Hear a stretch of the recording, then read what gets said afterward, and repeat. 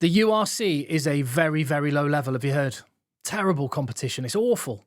Not just a low level, not just a very low level. The URC is a very, very low level. So much so that someone who's regarded generally as one of the best players on the planet, who would walk into pretty much any international team in one of a number of positions, Jordie Barrett, he now should be dropped from the All Black side and prove himself because he had the audacity to go and play in such an awful competition.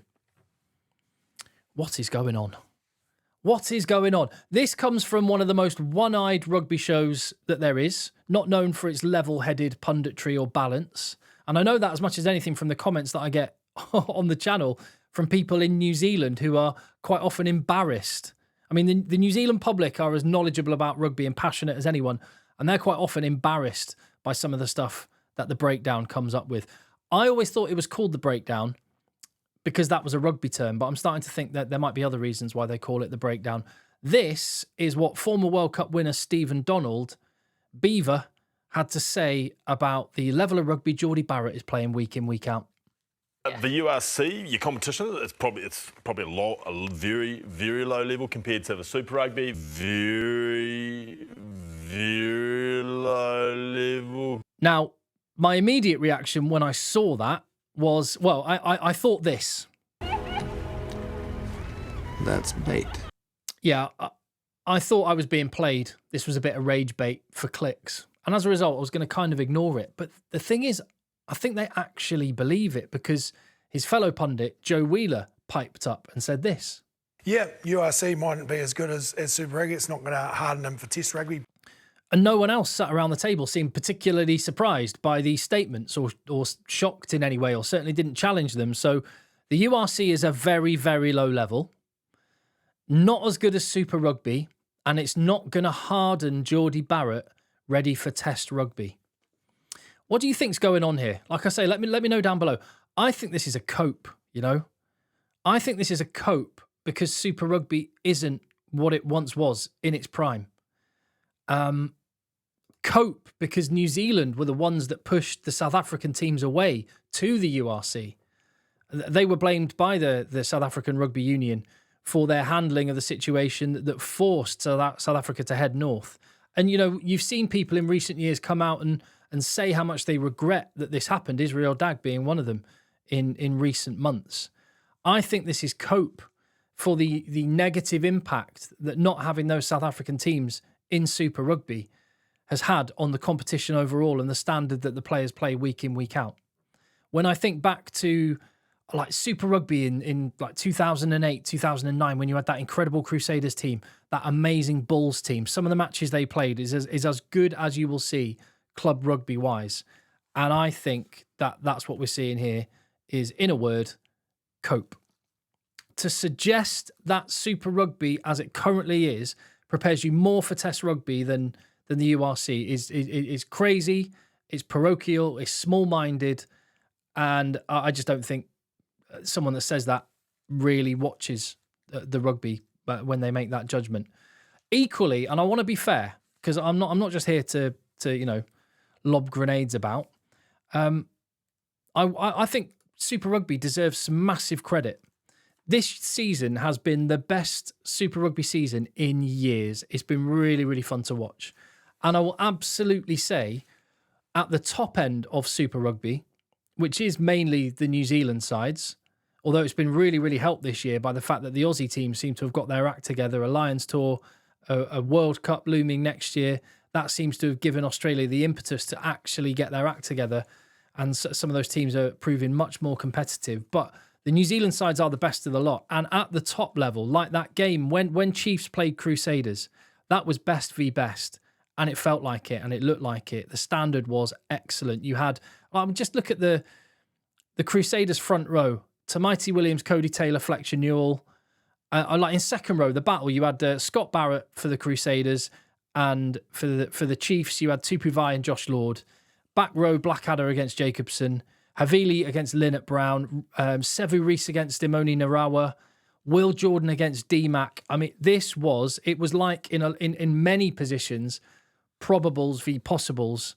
It was like a New Zealand trial. Absolutely fantastic. And Crusaders v Blues at the weekend just gone, that was ace as well. But the reality is, in Super Rugby, the standard is not at that level from top to bottom. And at the bottom end, you've got some poor teams. I mean, they can blow hot and cold, and Moana Pacifica and the Fijian Drua, they can have their day. But they can also be quite poor. And in that respect, I just don't see the description of the Super Rugby being at a much, much higher level than the URC. This weekend, for example, Glasgow play against the Bulls, a repeat of what was the final in the competition back in June of last year. Or no, June of last year, wasn't it? And if everybody was fit and firing, I mean, we're going to see so many South African and Scotland internationals on the pitch. But just Xander Fagerson in the front row for Glasgow, Jan-Hendrik Wessels, Akker van der Merwe, Johan Grobelaar, Wilco Low for the Bulls. You got Ruan Norkia. Opposite, well, if he was fit, Scott Cummings. That's international. The back rows, amazing. I mean, you could have Marcel Coetzee, Elric Lowe, and Cameron Hanekom up against Jack Dempsey, Rory Darjan, and Matt Fagerson. I mean, these are international standard teams wearing club colours, and it goes on in the back line. Vili LaRue, Kanan Moody, Sione Tuapolotu, Hugh Jones, Kyle Stain. Class players throughout. These are proper rugby teams. Think about Benetton. They are an international rugby team in club colours. That is basically the Italian national team, save for one or two players who play in France. Pretty much it. Leinster, the team, the players, what is it? 32 internationals, 32 full internationals are in the current Leinster squad, where Jordie Barrett trains day in, day out and plays week in, week out, and has done since December. 32 international players, 23 of the recent Ireland Six Nations squad. A match day squad's worth of players are in that Leinster squad, supplemented by some world-class talents as well. To describe this standard as very, very low is utter rubbish, frankly. Now, what you do have to acknowledge, just like Super Rugby, the standard at the top is elite. When you go down the URC, and, remember, there are 16 teams in this competition, it gets poor. Dragons are awful. Ospreys, not great. I mean, the Welsh teams have got some issues with and Cardiff are doing okay this year, but they've got all sorts of stuff going on behind the scenes, financial-wise. But Ospreys recently, just to underpin this, they were at home with a full-strength team in the Challenge Cup, and they played against Leon, who sent their second team away. And Leon still managed to win. So it's absolutely clear that the strength of the leagues overall, you've got the top 14 completely out on its own. And part of that, by the way, is promotion and relegation and a really strong second tier. Massive part of that. It makes it really engaging, and the standard overall is much, much higher than any other league. But then you've got the top 14 out on its own with clear water as a whole competition, and then you've got the URC Super Rugby and also the Premiership, who all suffer the same situation where they have some quite good teams at the top, some really quite poor teams at the bottom, but they're comparable. I don't understand this argument that Super Rugby is somehow much, much stronger. And to my point about Leinster, this is an amazing team. Actually, it does kind of underline the issue with the URC when you look that other than Leinster, no other team has made a semi-final in the Champions Cup since, I think it was Munster in 2018, which coincidentally was the last time that Leinster won it. But Leinster have been perennially in finals. The last three, they've lost in heartbreaking fashion.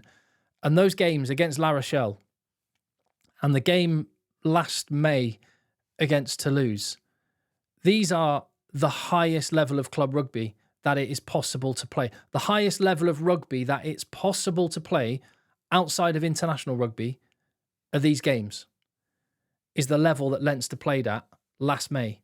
That match against Toulouse, I was there in the stadium for it, and it's one of the best club rugby games I've ever watched. The standard was immense. And Jordie Barrett has come to Leinster for matches like this. He hasn't come to Leinster for Dragons away at Rodney Parade. That's not why they signed him. They signed Jordie Barrett to play in the biggest matches in front of sold-out stadiums. There's going to be 80,000 people packed out in Cardiff for whoever Leinster end up playing. And yes, I'm assuming they're going to beat Northampton Saints in the semi-final. Pretty sure they will. Assuming they do, whoever they play in the final between Bordeaux or Toulouse, that stadium is going to be packed. The standard of rugby is going to be immense. Whoever Leinster end up playing, should they get to a URC final this year and, you know, not mess up again at the semi-final level, whoever they end up playing in the playoffs in the URC semi-final final, whether that's Glasgow, whether that's the Bulls, whether that's the Sharks, another team, there you go, Sharks, stacked with South African international talent. That is going to be a proper match. Whoever and whenever. Yes, in the URC, Ulster and Munster aren't at the level they once were. The Welsh teams are a bit of a mess. Zebre are not good. But the standard is outstanding at the top end. And when it comes to the big money matches, which is why Jordie Barrett was signed, it's as good as it gets. And I would just say, careful what you wish for, New Zealand. Because if you start disparaging the URC like that, and if it starts getting talked down, well, maybe Jordie Barrett will say, well, go on then, I'll go and have my sabbatical in France in the top 14, where, trust me, he will not get a week off. At Leinster, he has been rested loads. He was rested at the weekend when a weaker Leinster team absolutely smashed Ulster, to be fair. But he is being saved for the big money matches, and you will not get better preparation for international rugby than the URC playoff games and the Champions Cup semi-final and final that Jordie Barrett has been signed to play in, and Rieko Ioane for next year as well. So pipe down, back in your box. And if it was all, you don't really believe it, and it was just done for clicks and bait, then, well, I guess I've fallen for it hook, line and sinker, and well done you. Let me know what you think. Give the video a thumbs up, and I'll see you on the next one.